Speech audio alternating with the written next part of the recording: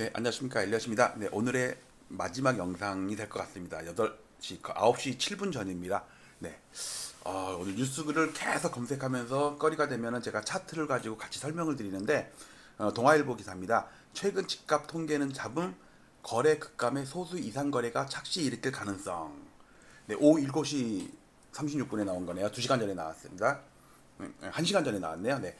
자, 이것도 저도 많이 느꼈던 건데, 제가 이거 갖다가 정말 디테일하고 상세하고 정밀하게 설명을 좀 드릴게요.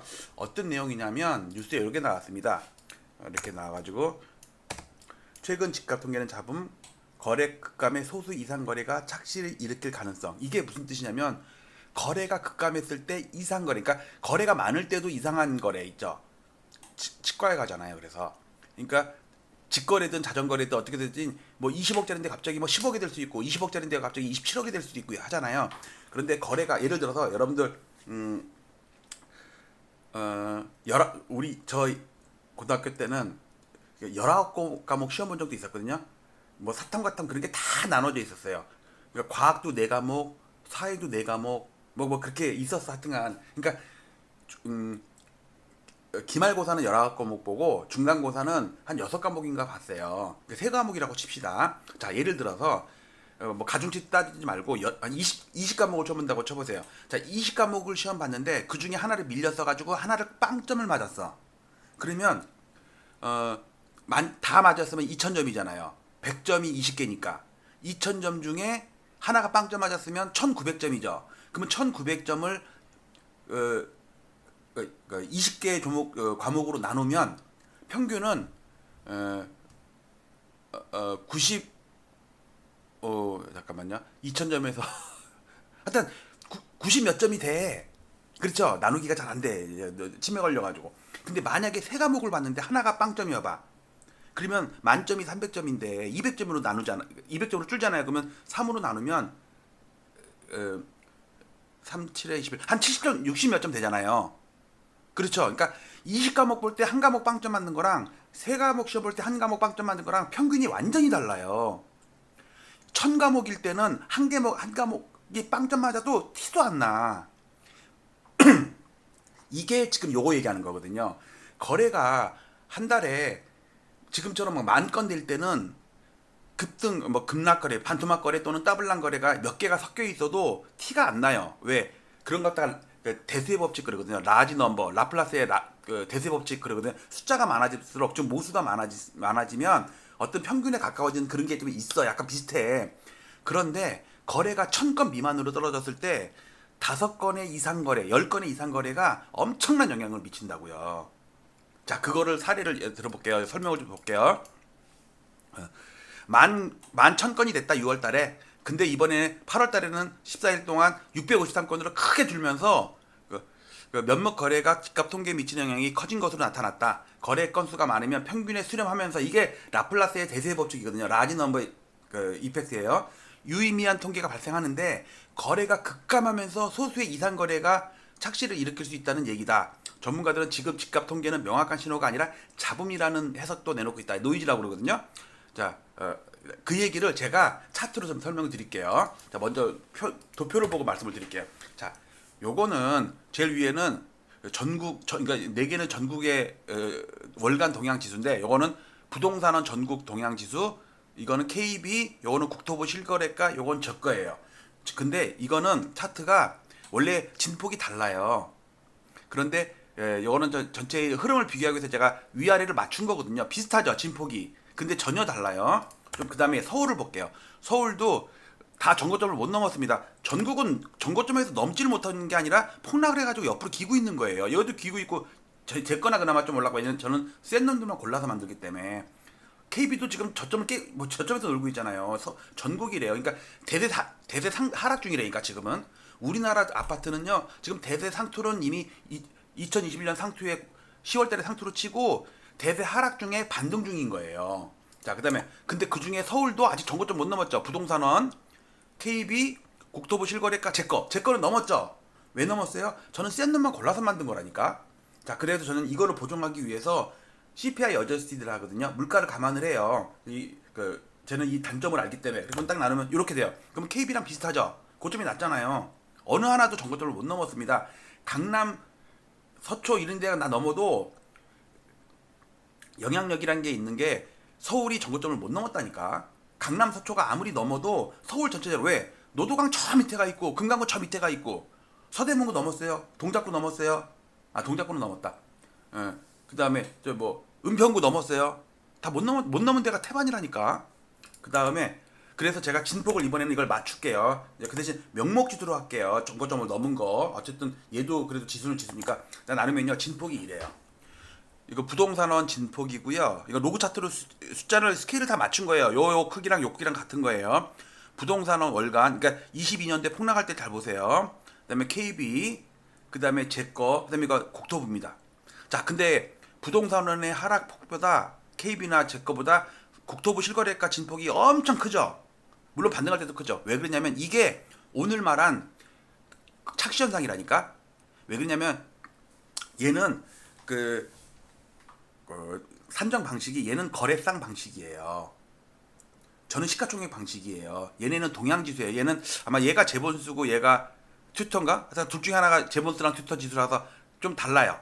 자, 그래서 제가 L 차트를 가서 보여드릴게요. 자, 요게 일단 요게 국토부 실거래가 지수입니다. 엄청 폭락했죠. 여기 잘 보세요. 여기 일단 그림만 보여드릴게요. 이거 국토부입니다. 그 다음에 부동산원을 볼게요. 부동산원의 서울 이겁니다. 자, 여기 보세요. 여기 잘 보세요. 요 때를 비교할 거예요. 지금은 각각의 진폭이 다릅니다. 최대값과 최소값을 위아래를 맞췄기 때문에 얘는 국토부보단 작아요. 그 다음에 KB로 볼까요? KB의 서울. KB도 요럽니다. 여길 잘 보세요. 이따 그래프로 설명을 드릴게요. 그 다음에 제 거를 보여드릴게요. 제 거 서울. 요거랑 요거 전국 요렇게 할게요. 여기를 비교할 겁니다. 여기를 비교할 거예요. 자, 이건 제가 그림으로 잘랐어요. 이렇게 해가지고 좀 확대를 하려고 이렇게 확대하려고요. 자, 요거는 부동산원입니다. 부동산원. 여기에 제일 폭락이 클 때가 몇 프로냐면 보세요. 2.6%예요. 2.6% 잘 기억하세요. 2%대 중반이라고 생각을 해보세요. 그 다음에 KB입니다. KB도 보면 몇 프로예요? 2.0%죠. 부동산보다 적죠. 2% 초반이에요. 그 다음에 제 걸 볼게요. 제 걸 보면 2.5%죠. 그러니까 부동산원가랑 좀 비슷하죠. 자, 그 다음에 국토부 실거래가를 볼게요. 네 번째가 국토부입니다. 요겁니다. 몇 프로예요? 5.3%예요. 다시 볼게요. 부동산원은 2.6%, KB는 2.09%, 2.1%, 그 다음에 엘리엇은 2.5%, 근데 국토부 실거래가는 5.3%예요. 왜 이렇게 진폭이 크냐면 잘 보세요. 이때 거래가 몇 건인 줄 아세요? 500건, 600건이에요. 기억나시죠? 22년도 여름 때 그다음에 여기 가을 때까지 연말까지 엄청나게 거래가 줄어가지고 1000건이 안 된 게 6달이에요. 6달. 근데 지금은 몇 건이에요? 지금은 11,000건이라니까. 그리고 그 전에 이 앞에는 16,000건도 있어요. 어쨌든 이거 보세요. 죄송합니다. 자, 그러면 어떻게 생각하면 되냐면요. 이럴 때는 이상 거래가 있어도 다른 거래가 워낙 8,000건, 10,000건 되기 때문에 10건, 20건이 이상한 거래가 있어도 스무딩이 돼요. 라지 넘버 이펙트. 라플라스의 대세 법칙이라고 그래요. 근데 이때는 500건, 600건밖에 안 되기 때문에 30건의 이상한 반토막 거래. 이때는 솔직히 여러분들 반토막 거래는 많이 난 거 알죠? 그렇게 되면요. 얘를 확 끌어내린다고. 왜 또 이러냐면 국토부는요. 거래상 방식이어가지고 예를 들어서 10개 아파트가 있는데 다 10억이야. 그러면 그 아파트, 그 동네는 100억이죠. 10억짜리 아파트가 하나씩 있는데 10개 단지가 있어. 그러면은 10억짜리가 10개 단지면은 100억일 거 아니야. 시가총액 합치면. 자, 그런데 어느 한 거래가 10억이 9억이 됐어요. 그럼 10% 떨어졌죠. 그러면 시가총액 방식에서는 100억이 99억 됐잖아요. 그러면 1% 떨어진 거죠. 1%. 100억이 99억 됐으니까 1억 떨어졌으니까 1% 떨어진 거잖아요. 근데 이 국토부 실거래가 방식은 10개 중에 거래된 그것만 끄집어내는 거야. 나머지 9개 단지는 신경을 안 써. 한 개 단지만 딱 끄집어낸 다음에 너 10억이 9억 됐어? 10% 빠졌네? 잘 보세요. 제가 계산하는 방식은 시가총액 방식. 미국의 케이스 실러 지수, 그 다음에 다우존스는 아니구나. 하여튼 우리 코스피 시가총액 방식이란 말이에요. 근데 국토부는 거래된 것만 갖고 따져. 그 거래상 방식이라고 그래요. 이번에 거래된 거랑 그거랑 같은 게 몇 달 전에 거래된 거랑 비교를 해갖고 거래상을 만들어가지고 그것끼리만 비교를 해. 그러니까 저는 100억이 99억 됐는데 국토부는 10억이 9억 된 거야. 그러면 저는 1% 떨어졌는데 국토부는 10% 떨어진 거라고 계산한다고. 그러니까 이렇게 폭락한 게 나와가지고 지 혼자 여기서 지 혼자 5.9% 4%막 폭락한 게 된다고. 이거를 세력들은 이용을 한 것 같아요. 제 느낌에는. 자, 조금 복잡한 얘기인데 오늘 그 신문 기사에 거래 급감의 소수 이상 거래가 착시 일으킬 가능성. 그래서 국토부 실거래가 이때도 이것도 착시 현상을 일으킨 거라고 봐요. 과대계상, 윤계상 그걸 생각하시면 돼요. 그래서 제가 오늘 제목에다가 요게 나왔길래 혼자서 옛날부터 생각하고 있었던 맨날 엑셀 작업하니까는 지수의 각각의 특징과 단점을 알잖아요. 그래갖고 저는 제 걸 보정을 많이 해요. 물가를 감안한다든지 그 다음에 윗꼬리 아랫꼬리 봉에서 장중고점, 그러니까 월중고점, 월평균고점, 월종가고점, 일종가고점 이런 걸 다 따진다고. 많이 해봤으니까 몇 년 동안 했으니까 주식시장에 20년 넘게 있으면서 또 다 했던 일이었고 제가. 그래서 여러분들께 이 착시 현상이 있으니까 거래가 앞으로 급감하게 됐을 때 이상한 거래가 급등한 거래가 나오고 급락한 거래가 나오면요 지수에 영향을 많이 미쳐요. 거래가 한 달에 지금처럼 막 10,000건 될 때는 20개 30개가 희한한 거래가 나타나도 별 영향을 안 미치는데 거래가 갑자기 2, 3천 건 3, 4천 건 안쪽으로 특히 2, 3천 건 안쪽으로 뚫면 이상한 거래가 지수에 영향을 미쳐서 시장을 요동치게 만든다고요. 그때 여러분들 흔들리지 마시라고 말씀을 드리고, 이게 오늘의 마지막 방송인데 제가 요거 어딨냐 이거 제가 국민동의청과 지금 10,000명을 못 넘었는데 지금 이 방송 찍기 직전에 9979였거든요. 어쩌면 10,000명 넘었을 수도 있겠다. 한번 리프레시 해볼게요. 새로 고침. 와 11,000명. 여러분들 보실래요? 왜? 11,000명이에요. 11,000명.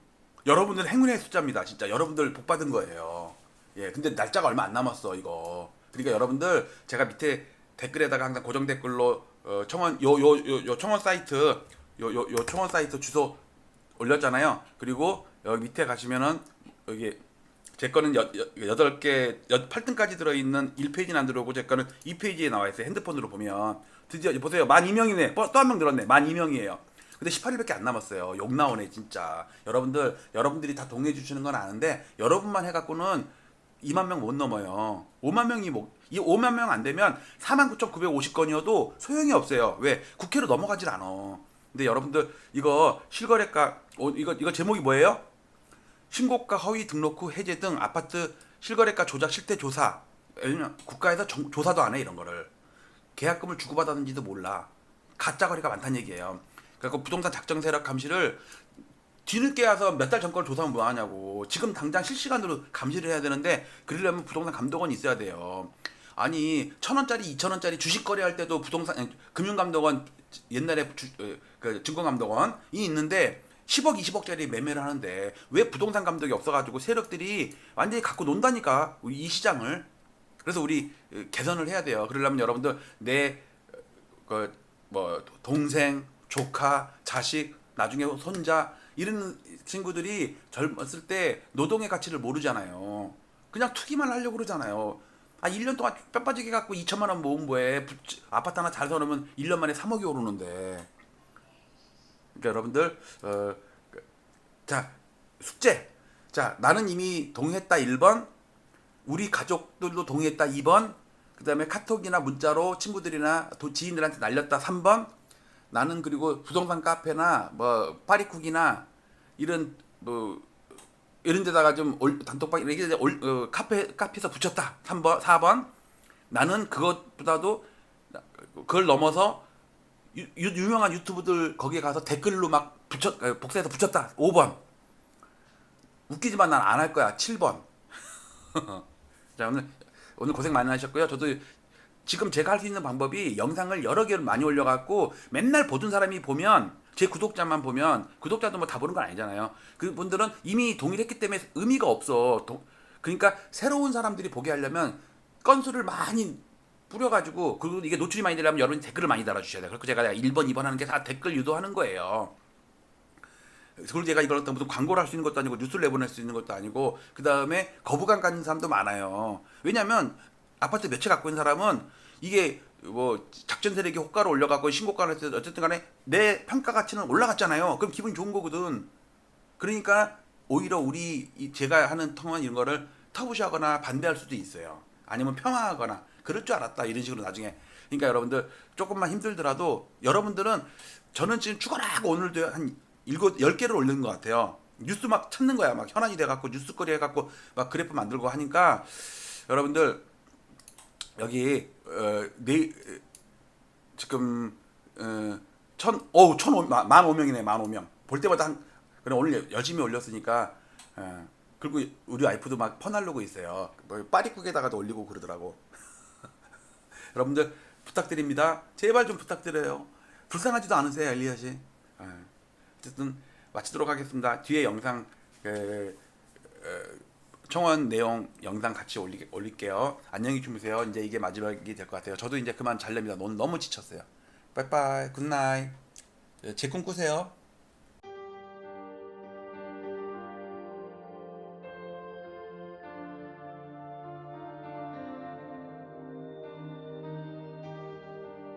지난 2월 12일 오세훈 서울시장의 갑작스러운 토지거래 허가구역 토허제 해제와 3월 24일 확대 재지정을 기폭제로 서울 아파트 시장의 투기적 과열 양상이 격화되었고 시장 교란 행위도 빈번히 발생했습니다. 한국은행의 통계에 따르면 부동산이 가계 순자산의 73.7%를 차지한다고 합니다. 좁은 국토와 한정된 토지에서 남들이 들어가 살아야 할 주거 공간에 투기를 하고 막대한 불로소득을 올리고 자랑까지 하는 시대는 하루빨리 종식되어야 합니다. 부동산 시장의 투기와 주택 가격의 비정상적인 상승은 국민들의 주거 불안과 청년들의 근로의욕 저하, 사상 최악의 저출산 등 사회적 문제로까지 이어지고 있기 때문입니다.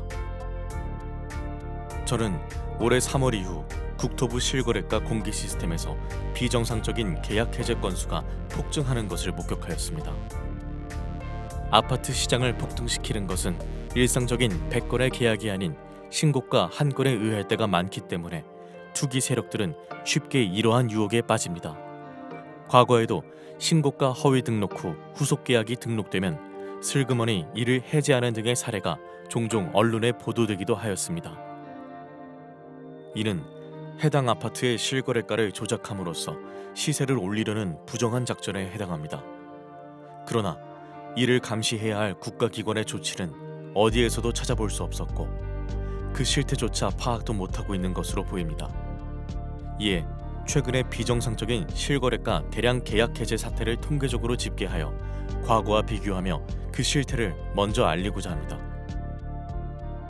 본 청원의 취지는 국토부 실거래가 공개 시스템의 신고가 허위 계약 등록 후 후속 계약 등록 시 이를 해제하거나 계약과 해제를 반복하는 자전거래 등 책임있는 국가기관의 아파트 실거래가 조작 여부 실태 조사를 촉구하기 위함입니다. 또한 허위 매물 등록과 시세 담합, 허위 계약 자전거래 등 부동산 시장을 교란시키는 작전 세력 감시를 위한 금융감독원, 증권감독원과 같은 부동산 감독원 설립을 촉구하기 위함입니다.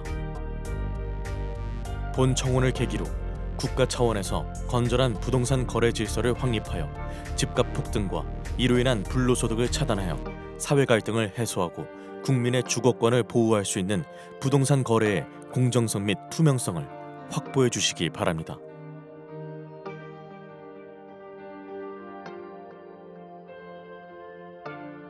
국토부 실거래가 공개 시스템에 등록된 최근의 서울 아파트 매매 계약과 해제 건수를 집계하여 과거와 비교한 특이사항은 아래와 같습니다. 올해 7월까지의 계약 해제 건수는 4,028건이 등록되었는데 그 중에서도 특히 6월에 가장 큰 폭을 기록하였습니다. 해제 사유 발생일 기준으로 6월 한 달간 1,181건이 발생하였는데 이는 데이터가 공개된 2020년 2월 이후 5년간의 월 평균 해제 건수 124건에 비해 9.5배나 되는 이상 현상이었습니다. 거래 증가를 감안하면 서울을 제외한 전국에서는 이 수치가 1.7배에 불과해 타 지역에서는 이러한 현상이 거의 발생하지 않았고 서울에서만 소위 부동산 작전이 실행되었다고 보아야 할 것입니다. 올해 들어 거래가 급증하고 전자계약 활용이 증가하는 추세에서 수정이 안 되는 단점 때문에 계약 해제 후 재신고하는 이유로 해제 건수가 폭증했을 가능성도 있습니다. 그러나 2024년 기준 전자계약 활용 비율은 5.95%에 불과해 여전히 종이 계약서 활용 비율이 94%에 이르고 3일 이내 해제 비율도 3.9%에 불과해 단순 실수나 변심으로 인한 해제 건수 급증의 가능성은 적어 보입니다. 특히 서울 25개 구 중에서도 한강 벨트로 일컬어지는 지역에서 계약이 집중적으로 대량 해제되었는데 성동구는 6월에만 108건이 해제되며 지난 5년간의 월 평균 5.3건에 비해 20.5배에 이르렀으며 강동구도 99건이 발생해 19.2배에 달했습니다. 3월 이후 거래가 급증하였다는 점을 감안하더라도 도봉구 2.8배나 은평구 3.7배에 비해 이들 한강벨트 지역에서 20배 전후의 급증세를 보인 것은 일반적이지 않다는 것을 반증합니다. 서울시 외의 수도권에서도 비슷한 현상이 발견되는데 성남시 분당구에서도 6월 한 달간 107건이 해제되어 5년 월 평균인 3.8건에 비해 28.4배나 되었습니다. 이러한 특이 현상이 서울의 한강벨트 지역에서 집중적으로 발생한 공통점은 2023년 저점에서 2년간 반등을 하던 중 이들 모두 2021년 전후의 전고점 돌파 직전에 있었다는 것이며 2월 12일 토어제 해제와 3월 24일 재지정의 행정 실패 기간을 거치며 거래가 급증했고 해제 건수 폭증을 동반하며 전고점 돌파에 성공했다는 점입니다. 다음에 나열할 일련의 일자별 데이터를 살펴보면 이러한 계약 해제 건수 폭증과 토어제 사이에는 분명한 인과관계가 있다고 추정됩니다. 이번 대량 계약 해제 사태는 오세훈 서울시장이 직접 기획해 1월 14일 서울시청 대회의실에서 열렸던 규제 풀어 민생 살리기 대토론회에서부터 시작되었다고 생각됩니다. 당시 토론회에 참여했던 100인 중 강남구 공인중개사 한 분의 토어제 구역 해제 건의에 대한 답으로 서울시장은 강남구 대치동과 삼성동, 청담동과 송파구의 잠실동 등 4개 지역의 토어제를 해제하겠다고 공언했습니다. 한 달 후인 2월 12일 이들 4개 동은 토어제 지역에서 전격적으로 해제되었으며 이들 지역의 아파트 값은 곧바로 폭등세를 보였습니다. 일몰제였던 토어제는 6월이면 자동적으로 해제될 예정이었음에도 불구하고 서울 아파트 거래량이 감소되었고 매매 가격도 안정되었다는 이유로 사상 최고치를 기록하며 폭등세를 보이던 토어제 지역을 신정부 출범 직전 4개월 앞당겨 전격적으로 해제한 것은 이해할 수 없는 행정이었습니다. 당시 잠실동은 2년 전 저점에서 이미 플러스 28.9%, 대치동은 플러스 24.8% 급등해서 사상 최고치를 이어가던 중이었으며 계엄과 탄핵 등 주무부처가 부재한 무정부 상태를 틈타 급등세는 폭등세로 변하여 7월 현재까지 5개월간 플러스 20% 전후의 추가 상승세를 기록, 2년간 플러스 50%가 넘는 경이적인 기록을 세웠습니다. 그러나 2월 당시 노원구 상계동은 고점 대비 마이너스 26.5% 폭락해 있던 상태였지만 토어제 사태 이후 폭등장에서도 불과 플러스 0.3% 상승하는 데 그쳤습니다.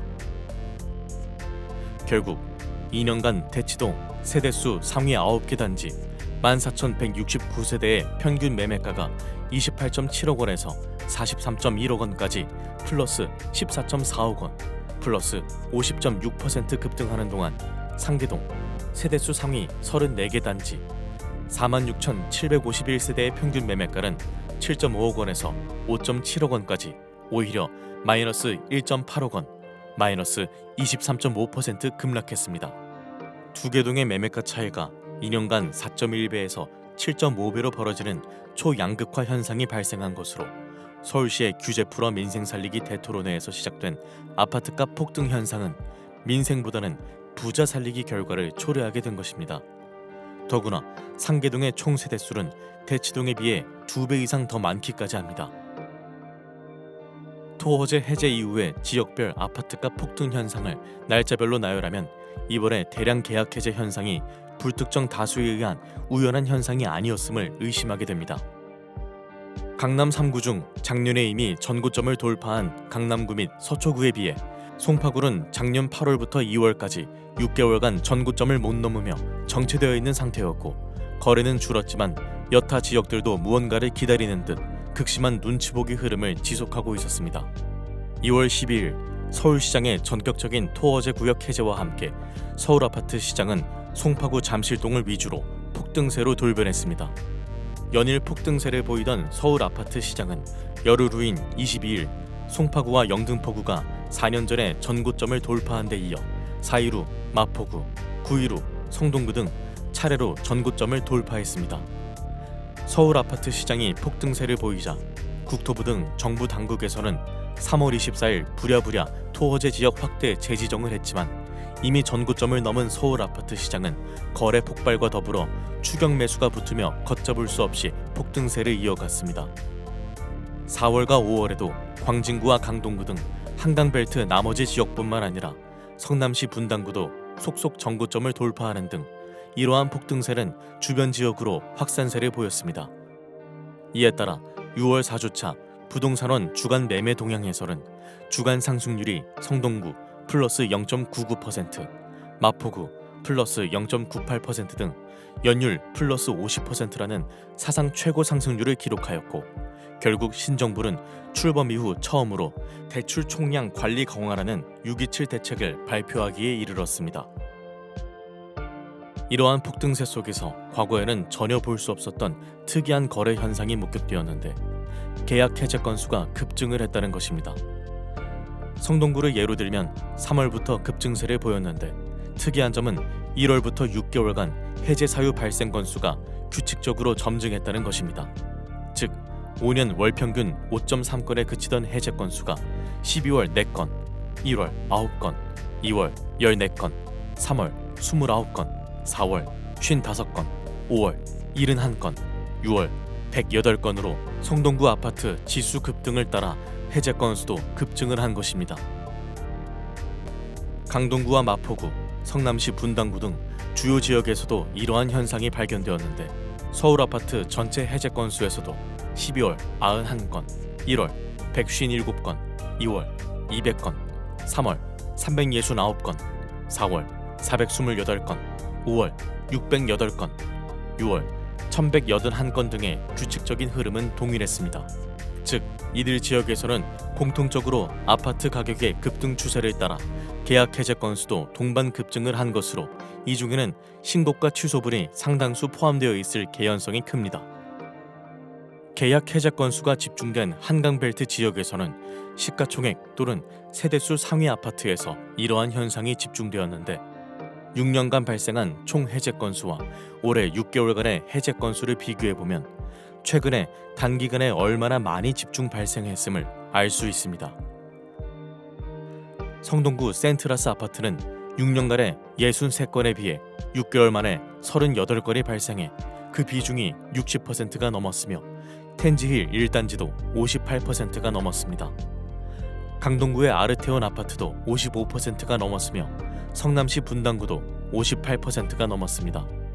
특히 양천구의 목동 신시가지 7단지의 경우에는 6년간 발생한 총 해제 건수 17건 중 올해 6개월에만 12건이 집중적으로 발생했는데 이 기간 전용 53제곱미터 실거래가는 15.7억 원에서 23억 원으로 플러스 7.3억 원 폭등, 불과 4개월 만에 플러스 46.5%를 기록했으며 전용 66제곱미터 실거래가도 19.5억 원에서 27.5억 원으로 플러스 8억 원의 폭등, 플러스 41%를 기록했습니다. 마포구의 마포 레미안 푸르지오 아파트도 6년간 총 42건의 계약 해제 건 중 올해 6개월에만 20건의 해제 건수가 발생하였는데 전용 53제곱미터의 경우 15.9억 원에서 20.5억 원으로 플러스 4.6억 원 급등, 불과 4개월 만에 플러스 28.9%의 상승률을 기록했으며 전용 84제곱미터의 경우에도 18.0억 원에서 24.5억 원까지 플러스 6.5억 원 상승, 플러스 36.1%를 기록했습니다. 이 중에는 상당수가 단순한 실수나 착오, 변심 등으로 인한 계약 해제건이 있을 수 있으나 거래 폭증과 함께 신고가를 포함한 이러한 대량 계약 해제 건수가 전고점을 넘기며 추격 매수를 유발하기에는 딱 좋은 현상이었습니다.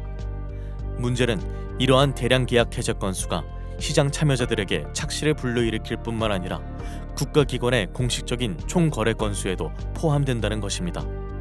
실제로 서울시 부동산 정보광장 홈페이지에는 해제 건수가 포함된 거래 건수가 노출이 되고 있으며 언론에서는 이를 여과 없이 보도합니다. 즉, 지난 6월의 총 거래 건수에는 이미 해제된 1천여 건의 계약도 포함이 되어 있습니다.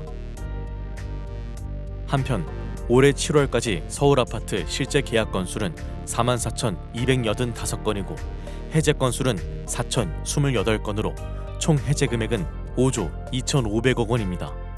올해 해제된 계약 건수가 모두 정상이었다고 가정하면 이 금액만큼의 계약금 손익이 발생한 것이며 이 중 20%만 계약금을 포기했다고 가정해도 그 금액은 1조 원이 넘습니다.